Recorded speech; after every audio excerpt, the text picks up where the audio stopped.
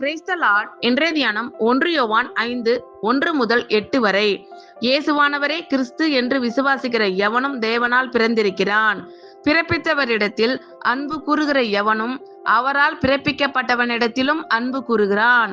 நாம் தேவனிடத்தில் அன்பு கூர்ந்து அவருடைய கற்பனைகளை கை கொள்ளும் போது தேவனுடைய பிள்ளைகளிடத்தில் அன்பு கூறுகிறோம் என்று அறிந்து கொள்கிறோம்.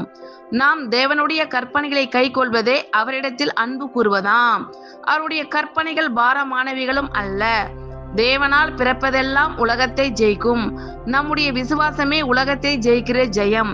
இயேசுவானவர் தேவனுடைய குமாரன் என்று விசுவாசிக்கிறவனே அன்றி உலகத்தை ஜெயிக்கிறவன் யார்?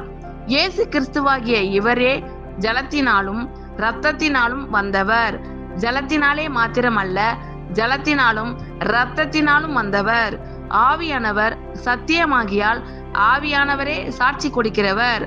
பரலோகத்திலே சாட்சி இடுகிறவர்கள் மூவர், பிதா, வார்த்தை, பரிசுத்த ஆவி என்பவர்களே. இம்மூவரும் ஒன்றாய் இருக்கிறார்கள். பூலோகத்திலே சாட்சி இடுகிறவைகள் 3, ஆவி, ஜலம், இரத்தம் என்பவைகளே. இம்மூன்றும் ஒருமைப்பட்டிருக்கிறது. ஆமென். Thank you Lord. கர்த்தர் உங்கள் அனைவரையும் ஆசீர்வதிப்பாராக. God bless you all.